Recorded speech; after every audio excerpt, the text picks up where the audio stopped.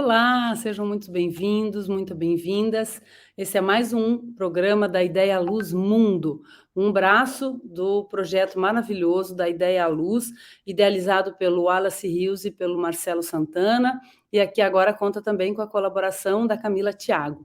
Um projeto lindo, pelo qual eu tenho verdadeira paixão e muito prazer em colaborar com esse braço que é o da Ideia Luz Mundo. Além do da Ideia Luz Mundo, o programa foi iniciado com o da Ideia Luz Criação, depois surgiram várias vertentes, né, como da Ideia Luz Pesquisa, da Ideia Luz Livros, da Ideia Luz Laboratórios, que eu também colaboro com o Laboratório Labic, que é um parceiro do projeto da Ideia Luz, com esse braço da Ideia Luz Mundo. Qual é a ideia do braço do projeto da Ideia Luz Mundo?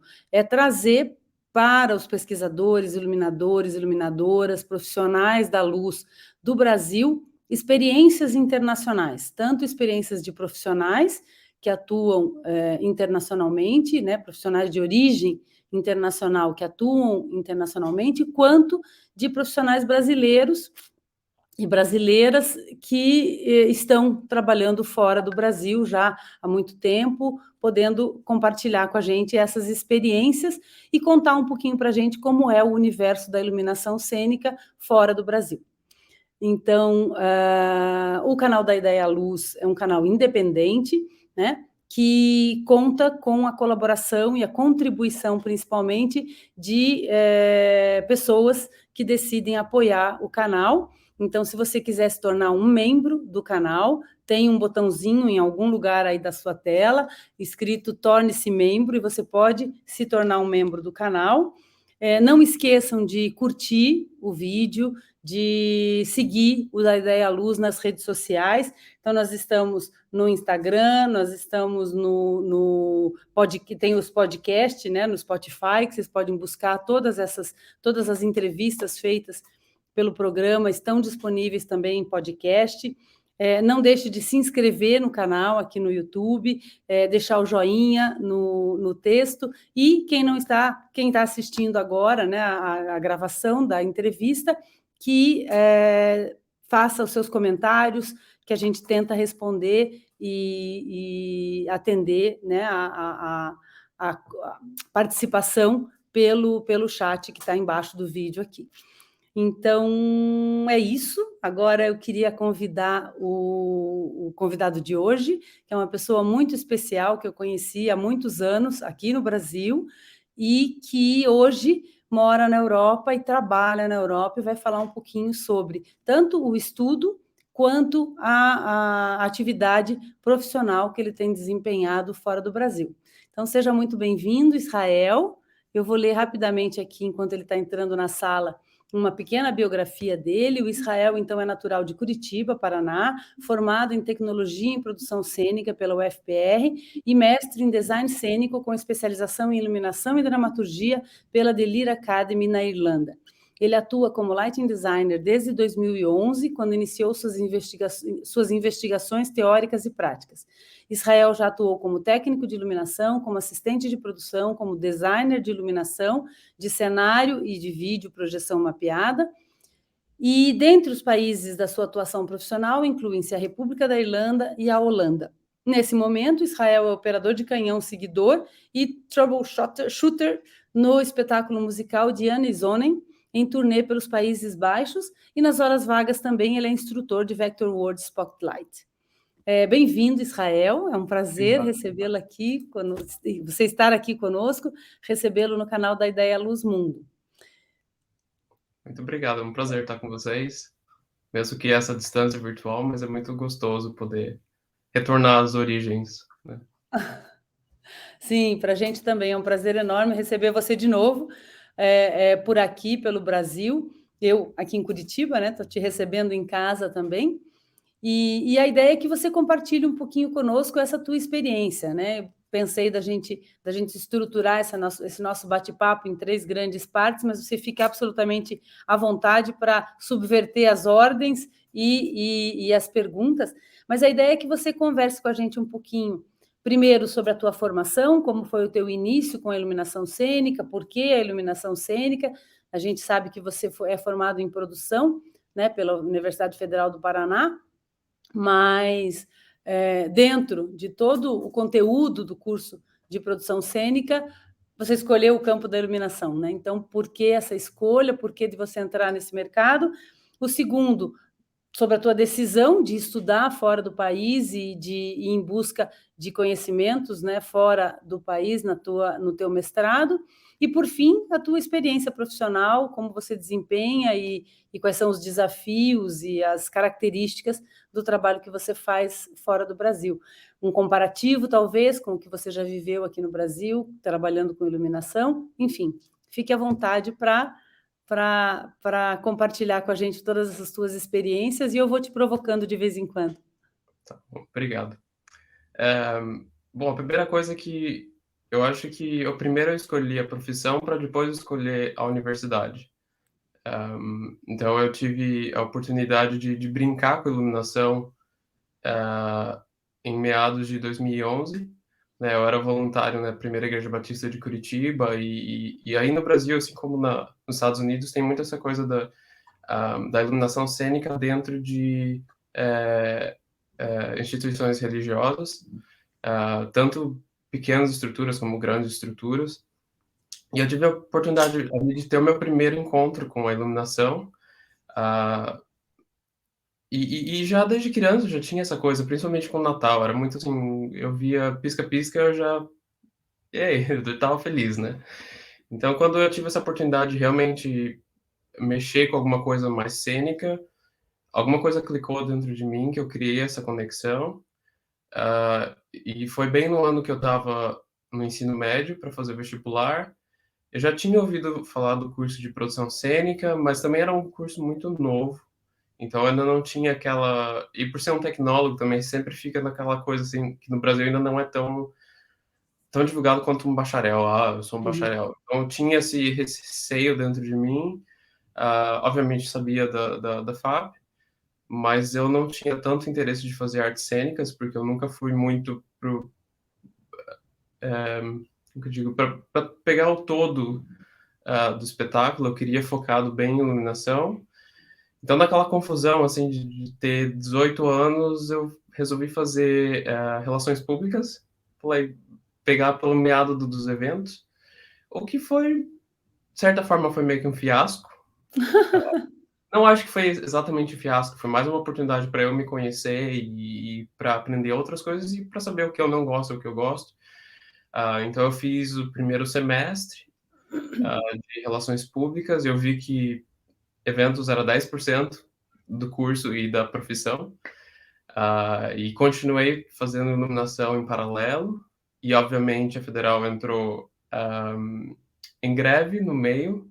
Então, eu não podia trancar, eu tinha que esperar voltar o primeiro semestre do ano para poder trancar, daí fazer o provar. Fiz o vestibular também. Mas foi um tempo também para eu repensar o que eu realmente queria, se era realmente iluminação, se era realmente tecnologia em produção cênica.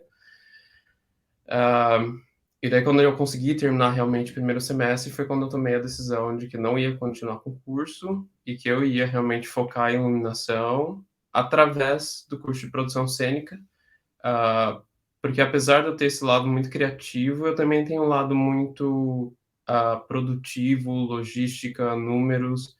Então, eu achei que aquilo seria um bom canal para eu ter um olhar mais holístico para a iluminação, pensando também na pré-produção, né? Como, principalmente no Brasil, tem muito essa coisa da política de quanto de verba você vai conseguir, quanto que você vai conseguir negociar com uma empresa de locação, e todo esse antes, né, de eu conseguir pensar no meu projeto de luz.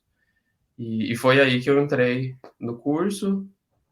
Durante o curso fui trabalhando de diversas formas, tanto continuei sempre como freelancer em iluminação, assim eu podia estar sempre no meio cultural, sempre engajando com outros artistas, mas ao mesmo tempo fazendo estágio com produtora cultural, trabalhando como técnico na Dó Remix, e foi um tempo também eu sempre digo que é muito legal, apesar de eu não ser um técnico, não ter uma formação técnica para ser um técnico de iluminação, são sempre os momentos que você pode estar ali relaxando o seu cérebro de designer, mas se encostando em outro designer. Que é quando você Uhum, pode estar observando o que ele está fazendo, descobrindo os truques por trás da cortina e aprendendo coisas novas sem você estar no fogo para resolver os problemas de uhum, design. Então foi um tempo diferente, assim, e legal. E daí chegou um tempo, quando eu terminei o curso, aí veio aquele, tá, e agora? Né, o que que a gente faz? E não tive um ano, assim, super produtivo. Eu trabalhei com uma escola de ginástica, a Get Flex, que foi muito legal. Eu desenvolvi um espetáculo com eles, de começo a fim, tanto design, roteiro e tudo mais, a gente trabalhou em conjunto, que foi super legal, e ao mesmo tempo eu já tinha essa coisa assim de que, tá, mas eu quero algo além, tanto de estudo, sempre sonhei de ir para fora do Brasil para conhecer, não uhum, necessariamente para trabalhar e para morar permanentemente, mas já tinha esse desejo. Então, ali em paralelo, eu já estava me inscrevendo em mestrados, pesquisando, questão de bolsa também. Eu cheguei a conseguir, entre aspas, essa é uma história mais drástica que eu nunca, não é sempre que eu compartilho, mas eu consegui uma bolsa com uma universidade da Carolina do Sul, nos Estados Unidos. Mas o professor, assim, ele era muito duro, ele era europeu, e daí teve uma circunstância de que, quando eu estava mandando toda a minha documentação, eu falei, olha, mas o meu não é um BA, não é um bacharelado, é um BT, como eles chamam em inglês. Ele falou, então eu não sei se vai dar. E nunca mais retornou para mim. E aquilo foi no final de 2016, foi um choque muito grande. E na época tinha uma amiga do curso de produção cênica morando na Irlanda, e ela foi fazer um curso de curta duração nessa universidade, que depois acabou se tornando a universidade que eu fiz o mestrado. E daí ela comentou comigo da universidade e tal, eu fui pesquisar o curso e tinha exatamente o que eu queria, né? Porque eu queria um curso, um mestrado em iluminação, que no Brasil a gente sabe que não tem nada tão fundo assim, prático. E daí eu falei, vou tentar. E daí foi aquele processo de manda currículo, manda carta de intenção, e manda, né, vai e volta tremendo, até que eles mandaram a carta de aceite. E daí eu fui, acho que final de junho de 2017 que eu fui para lá.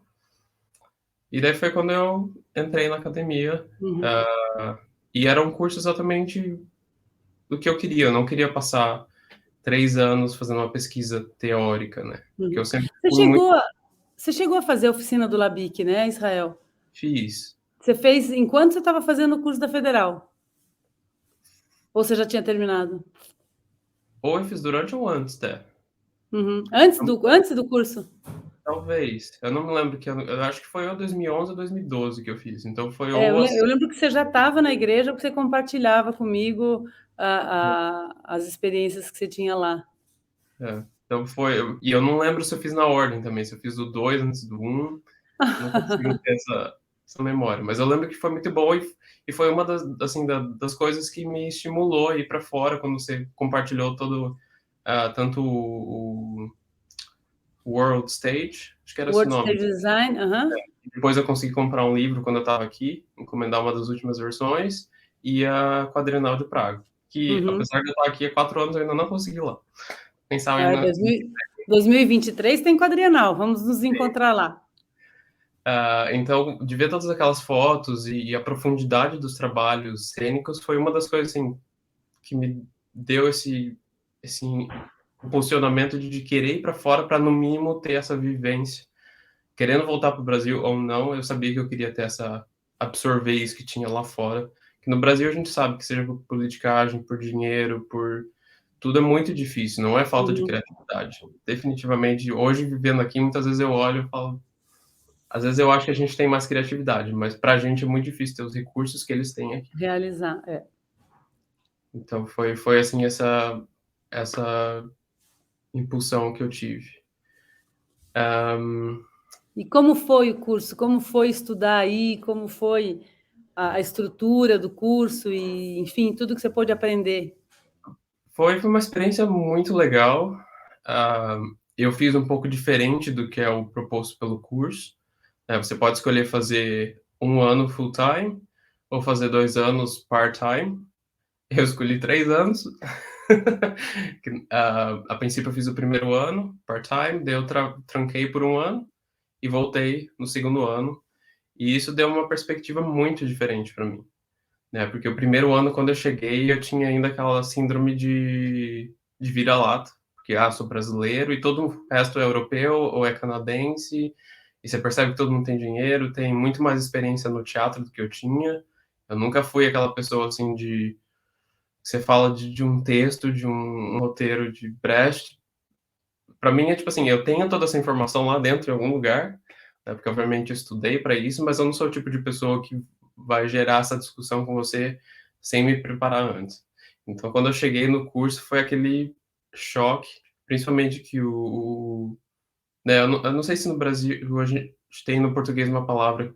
A especialização seria o major, né? Isso eu tenho certeza, mas o minor eu não sei se a gente tem um mesmo nome técnico em português. Mas Seria entre a graduação e a pós-graduação? Entre a não, o graduação e o minor é mestrado? tipo assim, o major seria a tua dentro do mestrado, o major é a área que você escolheu se especializar dentro do mestrado e o minor é tipo um, a segunda disciplina em que você está se Uhum. graduando, É basicamente. engraçado porque na França, por exemplo, eu fiz agora um doutorado de sanduíche na França e pude entender um pouquinho melhor o sistema deles. A gente, para nós aqui no Brasil, o mestrado e o doutorado, os dois têm um status de pós-graduação, inclusive a especialização, né? Você termina a graduação e aí você tem a especialização, o mestrado e o doutorado. Especialização normalmente 1 ano, mestrado 2 anos e doutorado 4 anos. E na França a única coisa que tem o status de pós-graduação é o doutorado. Né? Tanto a especialização quanto o mestrado, eles são uma continuidade da graduação. Você, na verdade, não está se pós-graduando, você está terminando a graduação, né? Então você tem você termina o BAC, daí depois você tem o Master 1 e o Master 2. É como se fosse uma continuação. É mais ou menos como acontece aqui no Brasil o curso de medicina. Né? O curso de medicina, você não faz uma pós-graduação, é a tua graduação que pode durar 10 anos, né? Uhum. Fazendo todas as especializações. Talvez seja alguma coisa parecida com isso, né? No inglês, no começo eu não entendia, porque eles sempre falavam do undergrad. E eu falava, Uhum. tá, por que tá under? Então, para eles, o nosso o bacharelado é um undergrad. Undergraduation. E Uhum. daí o master seria. A graduação, efetivamente. Mas eu acho que na Irlanda e aqui também. Bom, aqui na Holanda é um pouco diferente, é mais Uhum. confusa a conversa. Mas o mestrado e o doutorado estão meio que juntos, mas dentro do mestrado, então você escolhe uma disciplina em que você vai se especializar e uma segunda disciplina que seria tua disciplina menos importante, mas abaixo da Uhum. teu carro-chefe, digamos assim. Então eu escolhi Uhum. iluminação e como minor foi dramaturgia, que não foi exatamente a minha escolha. Esse foi um dos primeiros choques do mestrado, que eu escolhi para estudar iluminação e cenografia, stage design, né? Não necessariamente cenografia como o conceito da Pamela Howard. Uhum. Hum, E daí o diretor da universidade e a professora coordenadora do mestrado em Stage Design, ela falou, você se importaria de não fazer Stage Design, mas fazer dramaturgia? E eu naquela coisa assim, se eu disser que não, provavelmente não vou me aceitar, então eu vou dizer que sim. E eu disse sim. Um, o que hoje eu não me sinto tão mal quanto eu me senti no primeiro ano, porque eu Uhum. realmente queria fazer, criar projetos cenográficos, mas ao mesmo tempo a experiência que eu pude ter de estudar dramaturgia foi uma experiência muito boa, ainda que o primeiro trimestre, porque o meu curso era dividido em não, quadrimestre, era cada Uhum. 4 meses. Foi um choque, porque era cada semana eu tinha de 100 a 300 páginas para ler. a próxima semana tudo em inglês, então ler Hamlet em inglês, foi tudo, assim, foi super atropelado para fazer essa leitura, tanto que quando eu chegava na aula, a aula basicamente era todo mundo sentar e discutir sobre sobre o roteiro. E eu sentava e só escutava, que era a única coisa que eu conseguia, meu cérebro conseguia. Eu tinha acabado de chegar, nunca tive essa vivência no exterior de falar fluentemente, eu já falava o inglês, mas não assim suficiente para absorver o espetáculo todo, ter uma discussão técnica. Então eu sentava lá e ouvia. Mas o que me ajudou muito, e eu só fui reconhecer isso no final do mestrado, quando eu tive que criar um design efetivamente de um espetáculo de 1h30, o quanto que isso informou minhas decisões, né? De sempre, quando alguém falava, mas por que não essa luz, por que não aquela, por que não essa cor, por que não aquela? Eu sempre perguntava, eu fazia muitos porquês, e todo mundo falava, por que você faz tanto porquê? E daí, aquela coisa veio, por causa da dramaturgia, porque eu consigo ler o texto, entender o porquê que está atrás do texto e criar a luz por trás daquilo. Então, essa Você sabe experiência... que tem muitos autores, muitos pesquisadores e muitos profissionais da luz aqui no Brasil. Agora, um que me ocorre é o Paulinho César Medeiros, que inclusive publicou um livro chamado Dramaturgia da Luz, que infelizmente o livro tem mais imagens do que efetivamente textos.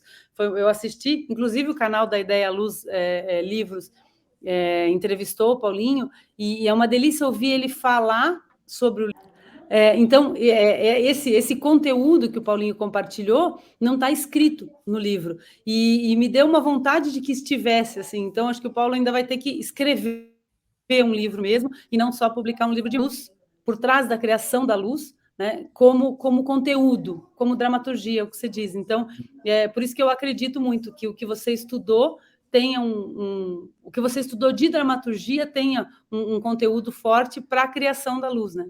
Sim. E então esse foi assim meu primeiro choque no mestrado com todo mundo, e porque efetivamente eu não tive nada de iluminação no primeiro ano. Então foi um choque muito grande assim de, tá, eu tô vindo para estudar iluminação, mas esse primeiro ano, como eu tô fazendo part-time, eu não tô estudando nada de iluminação, que é o que eu teria talvez de forte para estabelecer, digamos, a minha presença no mestrado, né? Então foi aquela coisa assim, eu tenho que me reinventar numa área que eu não domino, nunca gostei do texto, assim, do denso do texto. Então foi uma experiência, assim, muito interessante. E daí depois essa separação de um ano do mestrado, né, que aí foi nesse meio tempo que eu precisava de tomar um ar, escapar, e foi quando eu vim para a Holanda e passei 8 meses aqui, trabalhei como técnico de iluminação numa empresa que fazia eventos, festivais assim de música eletrônica, corporativos e outras coisas. Então era basicamente tipo, o peão da iluminação cênica, né? Uhum. E num país que, apesar de todo mundo ter uma base do inglês, o idioma oficial é o holandês. Então eu estava imerso ali e a adaptação foi difícil. E naquele momento assim eu falei, tá, eu não quero ser técnico para sempre, muito menos de festivais de música eletrônica. E foi quando eu decidi voltar para a Irlanda e terminar o mestrado, mas eu voltei com uma presença muito mais diferente, né? Porque ali eu já não tinha mais o medo de estar ali, não tinha medo de quem eu era, eu já tinha uma certa bagagem, tanto no Brasil quanto aqui, então eu podia me colocar com uma certa segurança do idioma também, né? De falar fluentemente e entender o suficiente para compartilhar e colaborar. Uhum. Então, esse tempo, apesar de que muitas vezes eu paro e penso, tá, mas eu perdi tanto tempo ali, mas ao mesmo tempo, quando você olha, nossa, eu ganhei muito tempo, muita Uhum. experiência para estar com a minha presença diferente, né? E daí foi quando eu realmente foi só iluminação, o segundo ano, e foi uma experiência muito gostosa. Eu até talvez indico vocês chamarem o Pedro Pacheco, você conhece, que agora ele Conheço, está no claro. mesmo mestrado, então agora ele está... Inclusive, eu usei a base da carta de recomendação que eu fiz para você para fazer a carta de recomendação para ele. Eu falei, não, se deu certo uma vez, vai dar duas. E foi interessante que o mundo dá volta, né? Ele veio entrar em contato comigo, eu ajudei ele tanto para se aplicar para o mestrado, aplicar para a bolsa, e daí eu voltei para dar aula para ele dentro do mestrado. Deu o ciclo, assim, fechou e foi interessante. Aham. Mas é uma experiência super prática, porque daí no segundo ano, para mim, né, para ele é um ano só, você tem quatro projetos, se eu não me engano. Um que é você e outros designers, você criam pequenos projetos, sketches, e que o design é o carro-chefe. O segundo é um projeto de dança, então eles chamam uma outra universidade que tem um curso de dança, um mestrado em dança, e trazem os coreógrafos, que às vezes são os mesmos bailarinos, e a gente, em colaboração, tem que iluminar a coreografia deles. Então tem todo Uhum. esse processo, talvez, de um mês ou até mais, colaborando até o resultado final. Aí tem um outro que é em conjunto com o mestrado em direção da mesma universidade. Então a gente tem que fazer um projeto. Uhum. Não é um texto que a gente escolheu pronto, a gente tem que criar um espetáculo juntos. Então, para já desenvolver esse sentido de colaboração entre o designer e o diretor ou diretora. E o último, que daí é o grande projeto, que seria a tese, né, no Brasil, mas no caso desse mestrado não há uma tese escrita exatamente, que é um espetáculo de começo a fim e que envolve toda a universidade, que esse é o momento mais gostoso, assim, porque a universidade em si tem mestrado em direção, mestrado em design, cada um com sua especialização, seja figurino, cenário, iluminação, e o bacharelado em atuação, e o bacharelado que eles chamam de Stage Management e Technical Training, que então seria o bacharelado para formar técnicos e Stage Managers, que eu não sei se a gente tem isso no Diretores Brasil. de palco? Aham. É. Então, junta a universidade toda, dependendo de quantos diretores tem, são o número de espetáculos que a universidade vai produzir, e daí se separa as equipes para montar esses espetáculos, e daí a gente realmente monta um espetáculo como se fosse profissional, com um orçamento reduzido, mas a universidade tem toda a infraestrutura para isso. Então, eles têm a marcenaria, se não tem figurino pronto, pode alugar de outros teatros, ou se faz figurino novos. Enfim, tem toda uma infraestrutura que os próprios alunos montam para fazer esses espetáculos acontecerem, que eu até tenho umas imagens aí para compartilhar. Ah, pode compartilhar. Esse daí foi um pouco da minha pesquisa para o espetáculo. Enfim, acho que eu tinha uns dois cadernos de várias páginas, digamos, até chegar no resultado final. Mas foi um processo Lindos super esses seus gostoso. cadernos, inclusive. A Sônia Paiva que tem que ver esses cadernos maravilhosos. O pessoal tem muito essa coisa aqui de manter um journal, que eles chamam, né? Um Uhum. processo assim, Um diário. Aham. é, e que foi para mim foi abrir os olhos, assim, até no final de voltar e ver que muitas ideias que eu tive no final eu já tinha no começo, sem Uhum. realizar que aquilo era a primeira ideia.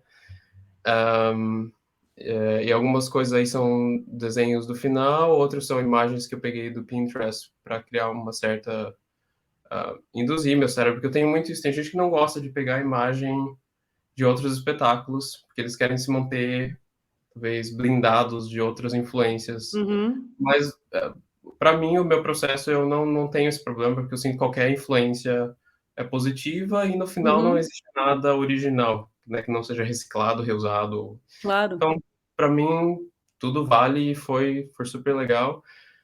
E foi uma colaboração muito gostosa com a diretora, que era americana, e com a figurinista, que também fez o cenário, que é irlandesa. Então foi uma equipe assim super internacional e que a gente clicou desde o do começo. Uhum. Três eram super workaholic, então era o tempo todo pensando só no espetáculo, e um mandava inspiração para o outro e voltava e resultava em outras coisas. Uhum. Ah, Se quiser passar na outra página, eu já nem lembro o que eu tenho. São fotos do final do Fotos do espetáculo. espetáculo, eu assisti. E com os renderings que eu fiz no Vectorworks, porque tinha muita coisa que era feita específica para o espetáculo, né? Não só Uhum. equipamento de iluminação, mas coisas com iluminação, que daí naquela hora, né, como que você mostra para a equipe realmente como tem que ser construído, e daí foi aí que o Uhum. Vectorworks veio super com uma mão na roda de poder fazer essa simulação virtual. Né? E para a pandemia também. Depois para frente eu vou mostrar que foi quando realmente eu investi no Vectorworks e se tornou algo para mim muito gostoso. Mas basicamente a volta toda do palco era com fita de LED. No total eu usei Uhum. 83 metros de fita de LED, que deu uma dor de cabeça pro meu Chief Alex. Mas foi um resultado super gostoso, assim, não parecia uma coisa super eletrônica, ficou bem... Funcionou com texto, basicamente, eu diria. Se quiser passar para o próximo slide. Esse foi o meu mapa de luz. Uhum.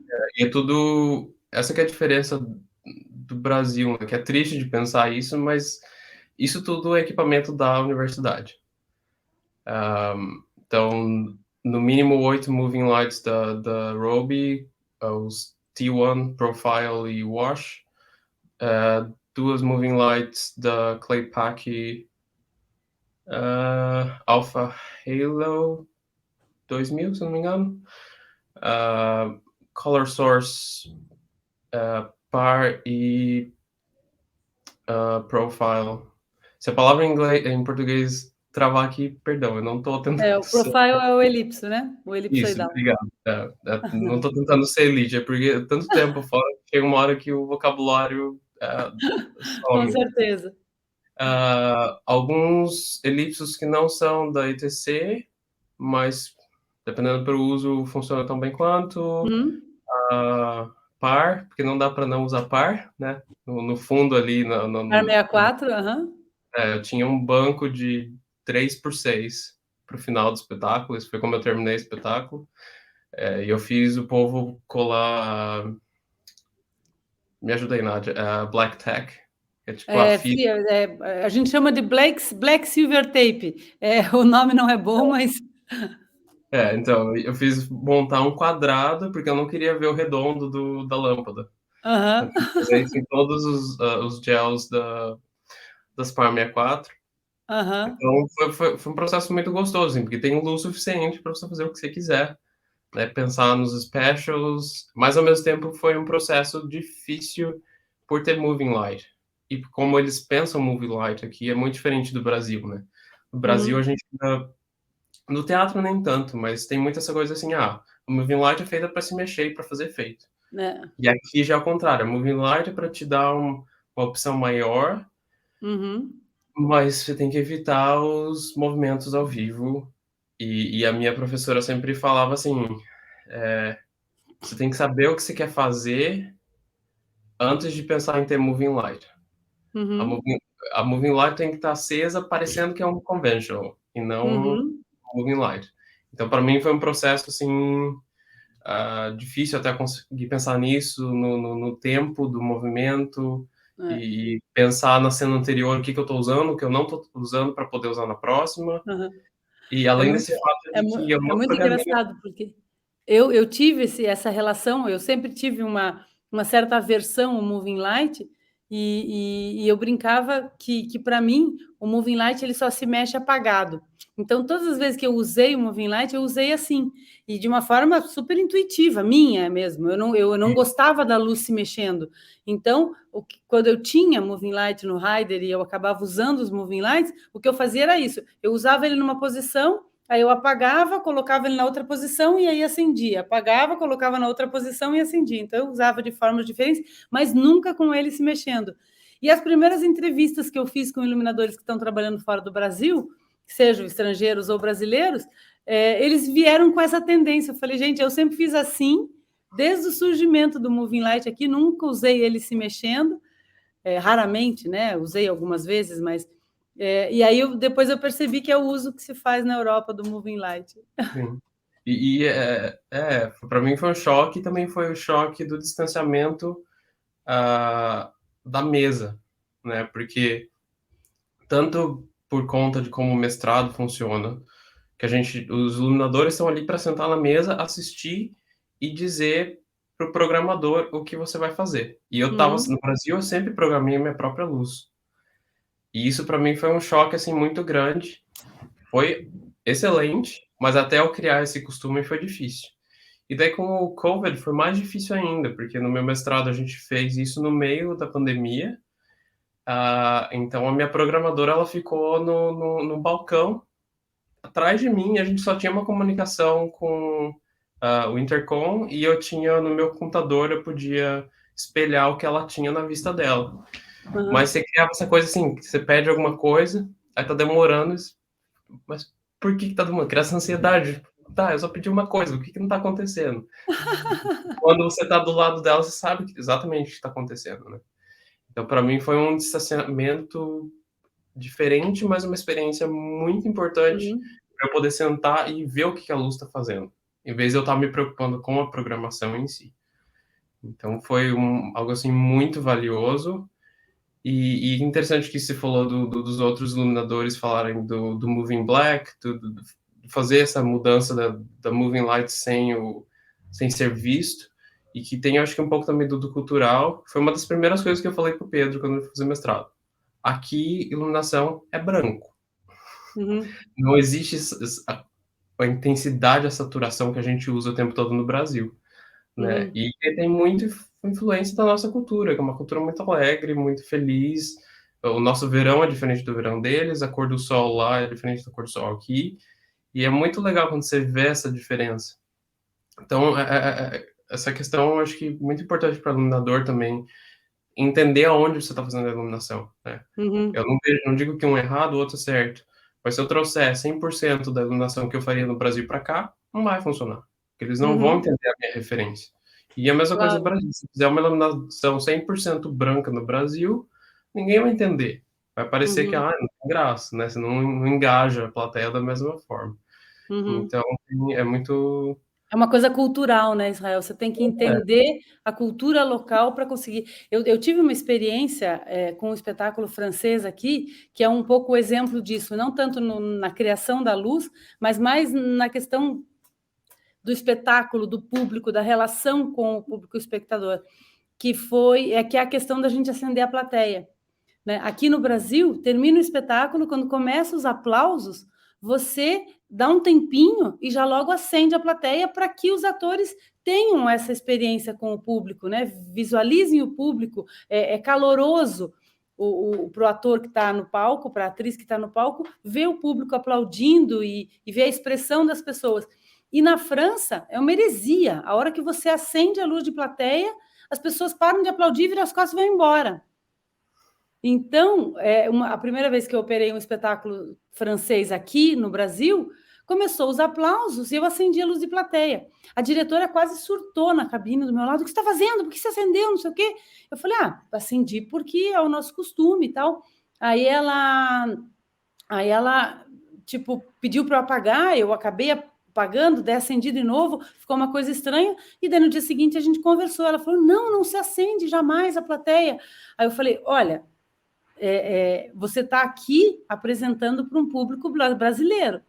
Então, eu te aconselho a fazer como a gente faz aqui, porque se você deixar o público eternamente aplaudindo no escuro, o efeito vai ser esse, as pessoas vão embora, porque tem que ter essa relação. E aí, quando eu fui fazer o mesmo espetáculo, nem foi o mesmo espetáculo, foi um outro espetáculo na França, aí eu já tinha isso, eu falei, não vou acender a luz de plateia, senão o povo pega o casaco e vai embora. Então, tem esse lado cultural de você entender o público para o qual você está apresentando, né? Para quem você está criando, iluminando, etc. sim. Eu acho muito gostosa essa relação assim da cultura de você perceber. Demanda um pouco até você criar esse senso, né? Do mesmo jeito que eu vejo, por exemplo, aqui na Holanda, com relação aos equipamentos que se escolhem. Aqui, atualmente, é muito difícil de você pegar aparelhos convencionais, como elipsos de lâmpada quente. Uhum, Geralmente é moving light. Não importa o espetáculo, é moving light.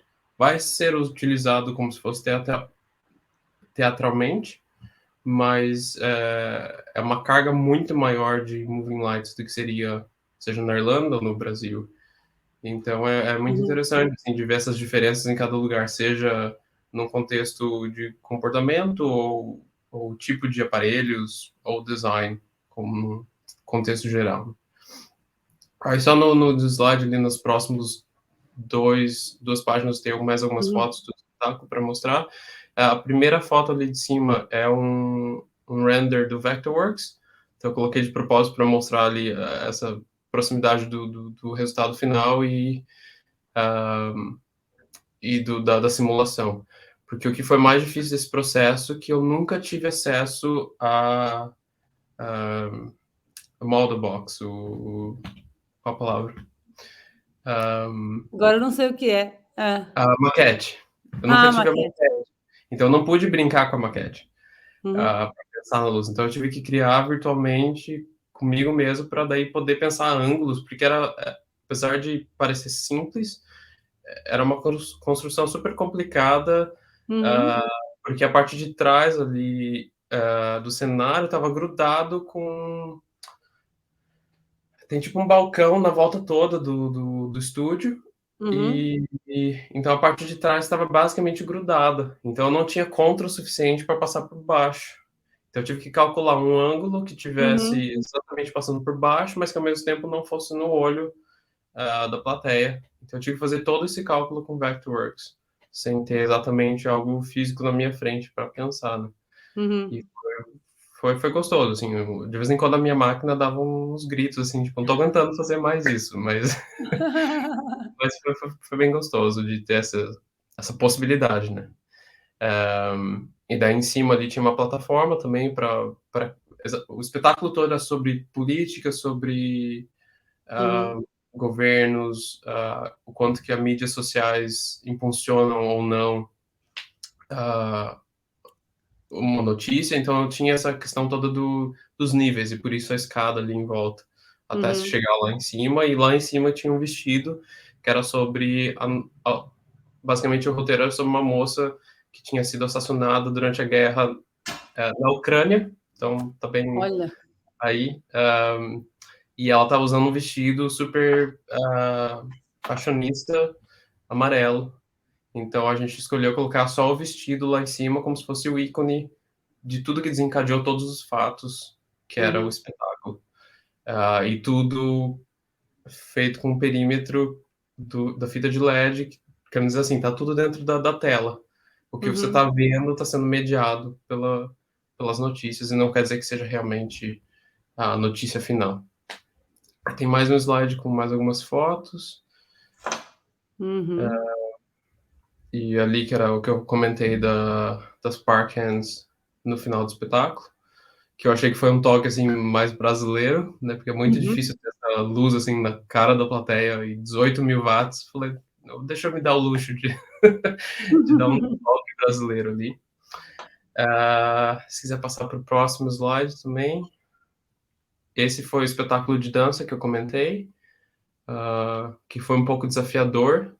Foi uma interação assim, foi super gostosa com a coreógrafa, mas toda vez que eu tinha que ter essa conversa, mas sobre o que é a dança? Ou ela não sabia dizer, ou era sobre algo que ela quis fazer. Não tinha um contexto, assim, realmente fundado. E isso acabou se tornando super interessante, porque eu consegui indulgir o que ela fazia. Então, a iluminação foi realmente em torno dela, e não de um contexto fundo. Uhum. E eu consegui também, ao mesmo tempo, brincar, tipo assim, vamos fazer uma brincadeira, de você tá se induzindo e eu vou me indulgir com você brincando com a minha luz.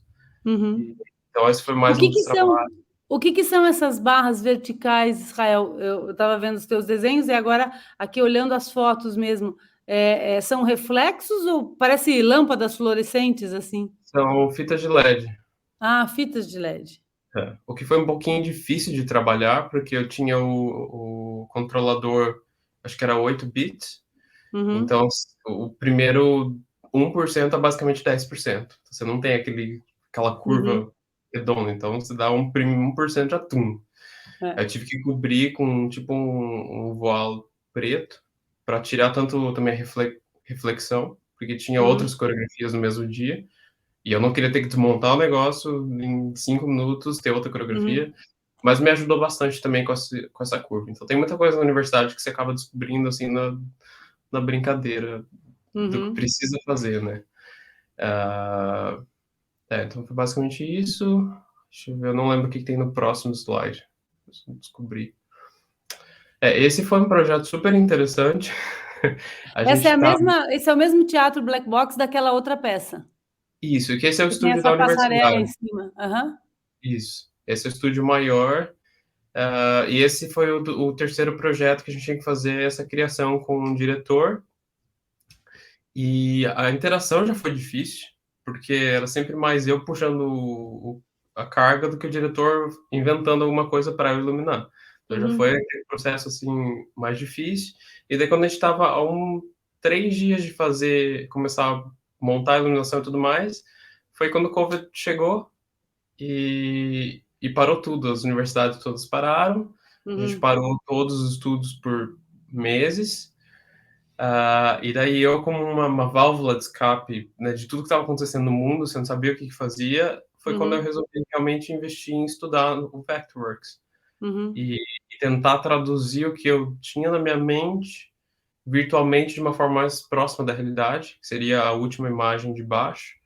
Ah, Uhum. então foi basicamente o primeiro 1 mês e meio ali de quando o COVID surgiu. Eu, para ter uma sanidade mental, eu me enfiei no Vectorworks. E acabou se tornando o resultado desse trabalho, que a gente não teve a oportunidade de voltar para a Uhum. universidade e montar. Então, para mim, isso foi um processo assim interessante, dentro da pandemia, com o estudo, tudo mais. Eu acho que talvez tenha mais um slide ou não, não me lembro.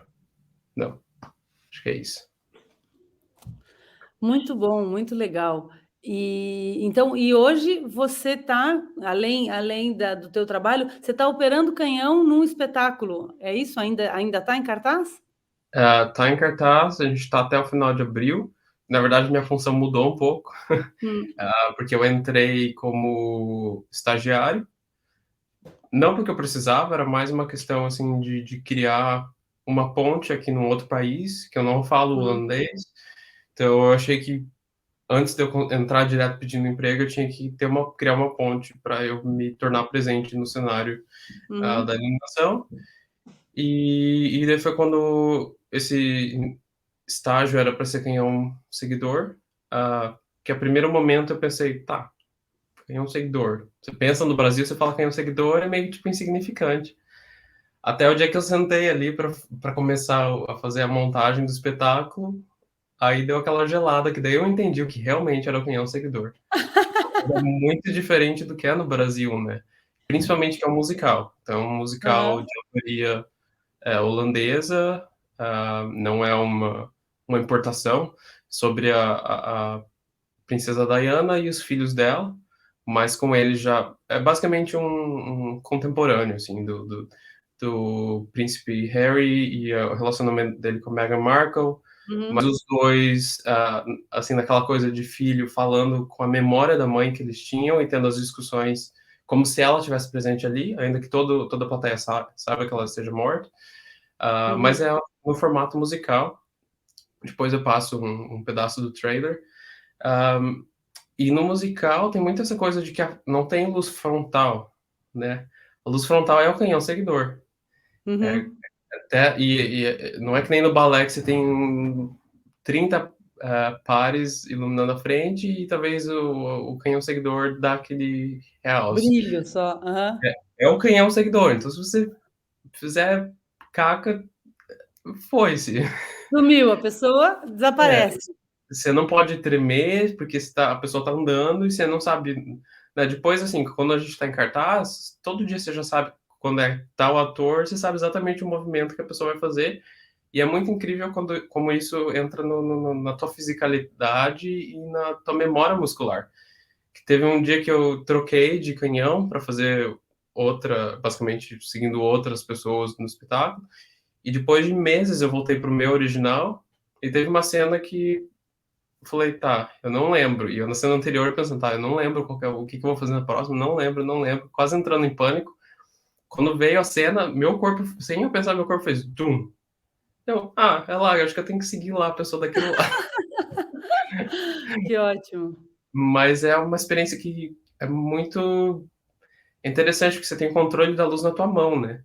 E, obviamente, é um canhão da Robert Juliá, então tem aquele controle, assim, mais preciso. Tem o dimmer fica na tua mão, no mesmo lugar que você está segurando o canhão, segura atrás, segura na frente, e o dimmer está aqui.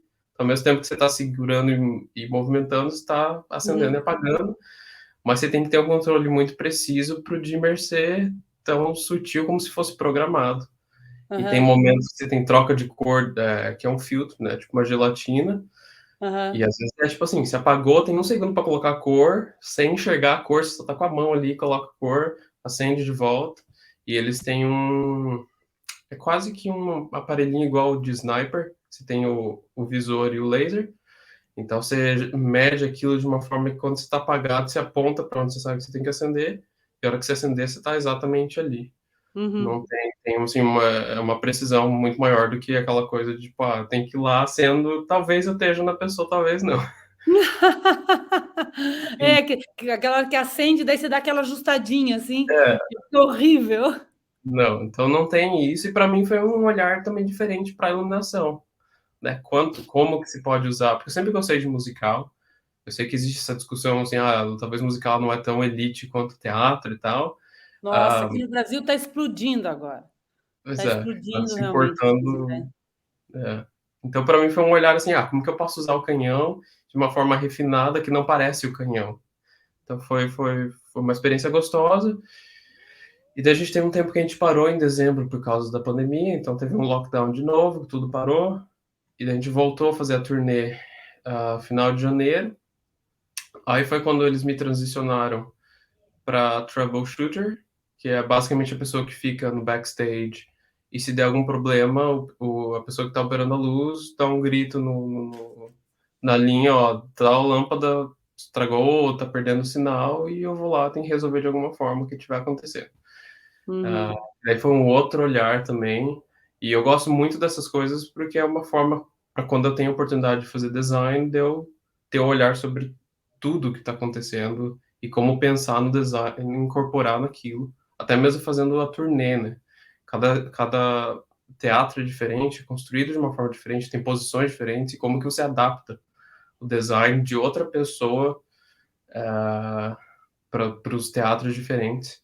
E daí, quando eu tô no backstage, é completamente diferente o uhum, sentido. Quando eu tô operando o canhão, eu sinto que eu tô no espetáculo e eu tenho essa conexão com o ator ou com a personagem do ator ou da atriz. E quando eu tô backstage, é só eu, é o Israel, técnico, que tá ali conversando com os atores enquanto eles estão esperando para entrar em cena. uhum, Ou às vezes só dando aquela descansada antes de ter que fazer alguma coisa. E são áreas muito diferentes. E semana e, passada eu tive a minha estreia como operador de luz, que também foi outra experiência. nossa. Tive que operar a luz de outra pessoa, de um show que tem, sei lá, umas 600 cenas, mais ou menos, e Uhum. de um roteiro inteiro em holandês, que eu não falo. E me diga uma coisa, e aconteceu já de você, enquanto você estava na função de troubleshooter, de ficar o espetáculo inteiro e não acontecer nada e não fazer nada? Quase todo dia. Então, Ah, basicamente, porque aqui a forma que eles desenvolvem é tudo muito seguro. E os equipamentos também são muito bons. Então, se não é Hobby, é ETC, então tem Luster, ou então os Diablos da Ayrton, que no Brasil uhum, é raro de ver. Então, é todo equipamento de muita confiança e a forma que o sistema é desenvolvido também é muito fácil. Se um der problema, eu posso ir só no sistema e eu tenho a chavinha de um, que está tudo com uhum, uma etiqueta, então é muito fácil de se resolver. E por conta disso, eu tenho uma track que eu faço para ajudar o pessoal de palco. Então, traz cenário para cá, traz cenário para lá, uhum, ajuda com isso, com aquilo. Senão eu basicamente ficaria lá só de stand-by se precisasse. Daí seria um pouco entediante, assim. uhum, Mas agora foi um momento muito legal, assim, que eu tive essa oportunidade de, dentro do departamento de iluminação, eu sou o único que sabe todas as funções. E eu uhum, posso fazer o troubleshooting, seja de materiais ou de pessoas, né? que a gente teve casos de, por exemplo, uma dos canhões seguidores, ela desmaiou no meio do espetáculo e teve que ser retirada. Desculpa. E E daí você pro segundo, assumiu. e daí pro segundo ato eu tive que assumir o canhão dela. Então eu tenho muito essa coisa das funções de eu estar rotacionando também, né? Que legal, que legal.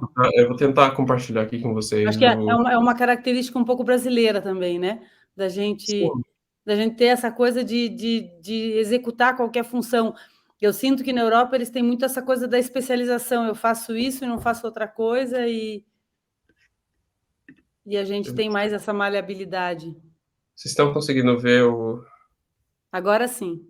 Ah, então, eu não sei se vai sair som, mas eu vou passar o trailer de qualquer forma. Aham. Tá vindo com som. Je woorden niet horen, hun rug aan je tonen. Mijn goede raadvaarden, hun afkomst bepaalden. De weg te gaan die zij nu gaan.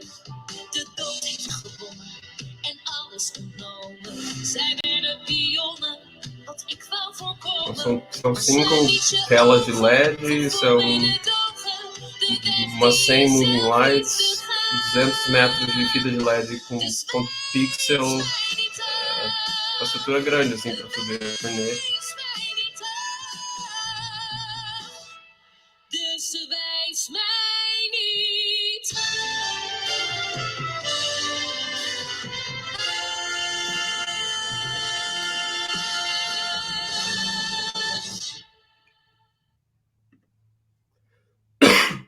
Legal.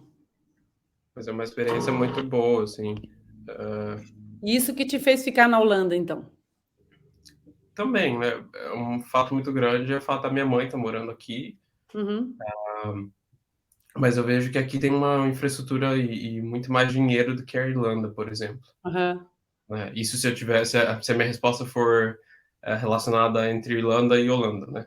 Entre Brasil, daí são outros fatores.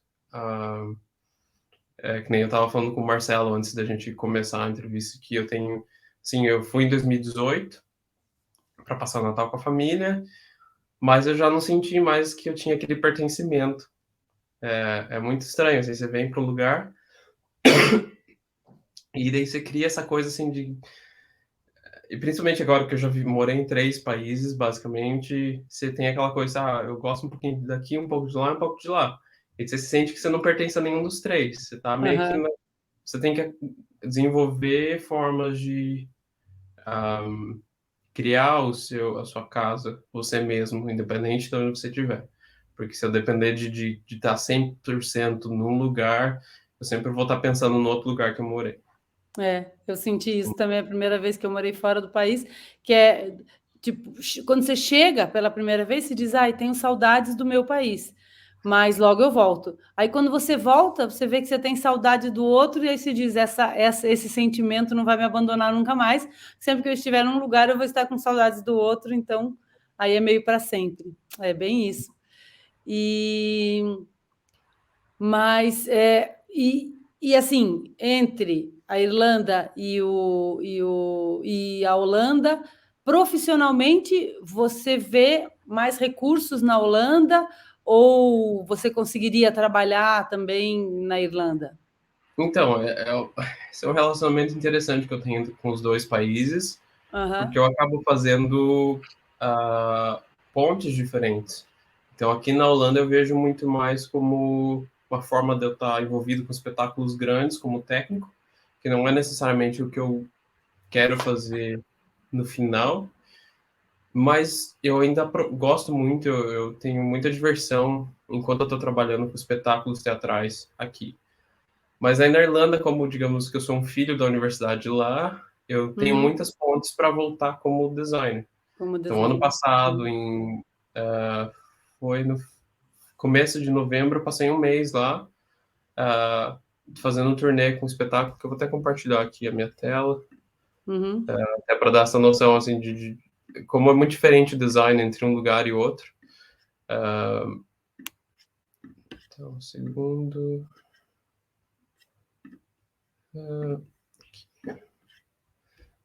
Então, esse foi uma companhia de teatro na Irlanda. Foi uma coisa muito menor, não tinha muito recurso, e eu tinha que usar o que tinha lá nos teatros de cada lugar que a gente ia. Isso me deu uma perspectiva muito maior, porque basicamente eu fui o designer e eu fui o técnico que fez a turnê com eles. Então, cada lugar que eu ia era um equipamento diferente, uma listagem diferente, e eu tinha que adaptar a minha própria luz de acordo com o que tinha lá. E às vezes não era nem só uma questão entre um elipso de 50 da ETC e um elipso de 50 de outra marca. Era uma questão que, assim, chegava no lugar, não tinha 50, tinha 36. Boa sorte, se vire. E tinha lugar que tinha vara que subia e descia, tinha lugar que era fixo, tinha lugar que era na corda. Então foi uma experiência, assim, bem interessante para você pensar como que se adapta à sua própria luz, né? E é interessante você falar dos elipsos ETC, porque na França, por exemplo, eles têm um super preconceito. Para eles, ETC é lixo, né? E na Irlanda e na Holanda, você trabalhou bastante com ETC. Sim. Aqui na Holanda eu vejo uma variedade grande, assim. Cada teatro que a gente vai, eu vejo uma variedade diferente, com a diferença de que a gente não usa os equipamentos da casa. Então a gente usa só o que a gente traz. Então, basicamente, a empresa que produz o musical aluga todo o equipamento. Então, eles não alugam a mão de obra. Então, a mão de obra a própria empresa contrata e aluga equipamento de outra empresa. Então, a gente faz a turnê com esses equipamentos, mas a gente acaba usando uma coisa ou outra do teatro para fazer luz de backstage ou fazer só uma frontal ali com 4 lâmpadas, desse tipo de coisa. Então tem uma variedade grande, assim, alguns teatros têm da Robert Juliá, tem outros que são, às vezes eu nem tenho tempo de ler, eu só passo e vejo que o modelo é diferente, ok, não conheço esse daqui. Tem uns que eram gigante, então tem uma variedade grande, mas são poucos, na verdade, que eu vi que eram ETC. A gente faz a turnê com 6 lusters, elipsos. Mas que também é só cenário, ali fazer um detalhe numa coroa que tem em cima, só isso. O resto é tudo moving light, até para salvar o tempo de afinação, né? A afinação fica por conta do operador de luz. Maravilha. Foi um prazer enorme conversar com você, Israel. Que Obrigado. maravilha, que delícia ouvir tua experiência, principalmente vendo um pouco do teu começo aqui, né? De quando, como você e todo o teu entusiasmo, toda a tua vontade de aprender, eu lembro quando você vinha compartilhar as tuas experiências lá com aquele equipamento que você tinha disponível naqueles eventos lá da igreja, e a gente via que você tinha um futuro brilhante pela frente, justamente pela tua dedicação, enfim, tudo que eu escrevi na tua carta de recomendação realmente é o que eu penso. E, e é uma delícia ver isso dando frutos, né? Você trabalhando tanto com toda essa capacidade técnica de trabalhar, né? Não deve ser nada fácil você ser um resolvedor de problemas num espetáculo da dimensão desse musical. Então, é realmente um grau superior de capacitação técnica. E também como designer, como criador, criando aí projetos. Espero profundamente que a gente consiga se ver em Avignon, que você consiga ir até lá. Vai ser um prazer enorme a gente se reencontrar e poder assistir alguns espetáculos juntos, conversando sobre luz e tudo mais.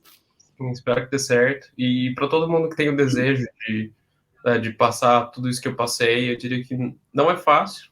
Às vezes parece muito bonito, muito glamuroso, mas o fato de você ser um estrangeiro já cria uma dificuldade muito maior de chegar lá.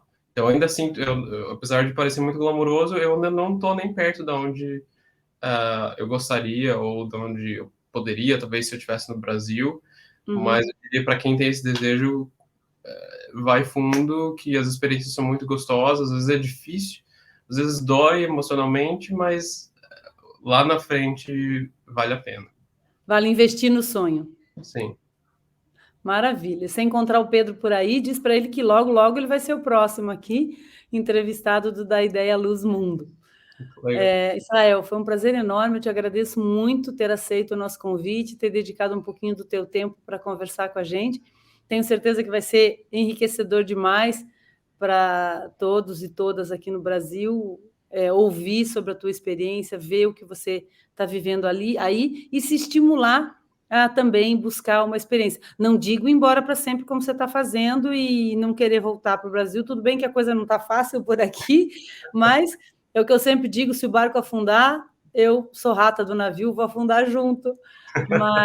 Mas as experiências internacionais são maravilhosas. Não posso nem dizer que não, porque a minha própria história confirma isso. E conhecer outros mundos, outros universos, como você falou, a Quadrienal de Praga, o World Stage Design, eu sempre falo, né, para alunos, colegas, são experiências que a gente tem que ter, são vivências que a gente tem que ter, inclusive para enriquecer a nossa própria atividade profissional aqui. Né? Então, é muito gostoso ver vocês ganhando o mundo. Muito obrigada. Obrigado. Você faz parte de toda essa minha caminhada, você estimulou muito esse desejo também, essa paixão, porque que nem você falou, o que eu tenho de paixão, eu vi espelhado em você também, quando eu fiz o Labic, foi muito enriquecedor para mim. É então, isso, a iluminação contagia a gente, e uma vez fisgados, como diz o Aurélio de Simone, quando a gente é picado pelo mosquitinho da luz, daí não tem como escapar. E é isso, a gente vai compartilhando essa paixão, porque realmente é a paixão pelo que a gente faz, mas é aquela velha história, né, da superação, né, o aprendiz que supera o mestre indo cada vez mais longe. É uma delícia ver vocês criando asas e indo cada vez mais longe. Então, eu quero agradecer o Israel, quero agradecer muito o Marcelo, que está no backstage, aí cuidando da nossa transmissão, agradecer a Camila também por esse projeto maravilhoso que é o da Ideia à Luz, e principalmente a todos e todas que estão nos assistindo agora. Aproveito para relembrar, então, dá um likezinho aí no vídeo, né? Siga o da Ideia à Luz nas redes sociais. Quem não puder assistir o vídeo, ouve no podcast, em qualquer lugar, né? Passeando, indo para o trabalho, ouvir essas conversas todas, que são conversas riquíssimas, em cada uma das variantes do programa da Ideia à Luz, né? Mundo, laboratórios, pesquisa, livros, são vários vídeos, uma centena de vídeos disponíveis, todos gravados e disponíveis gratuitamente, para que a gente incremente ainda mais essa nossa curiosidade, esse nosso desejo, essa nossa paixão pela iluminação cênica, ouvindo, né, histórias, ouvindo pesquisas, ouvindo investigações sobre a iluminação cênica. A gente ainda não tem no Brasil uma formação específica, nem a nível de graduação, nem a nível de pós-graduação em iluminação cênica, mas estamos trabalhando nisso. Quem sabe com essas experiências a gente faz o Israel, o Pedro voltar para o Brasil e vir dar aula no nosso primeiro curso de graduação em iluminação cênica, quem sabe, né? Gente, muito obrigada. E quem tiver interesse ainda em ser membro do canal, procure o botãozinho aí na sua tela, seja um membro do canal da Ideia à Luz e compartilhe para que a gente possa prorrogar a nossa assinatura do StreamYard e incrementar cada vez mais o canal, que tem como propósito trazer todas essas experiências, conhecimentos e informações sobre iluminação cênica de forma gratuita para todos e todas interessados. Israel, foi um prazer enorme, muito obrigada, e obrigada pela audiência de todos e todas.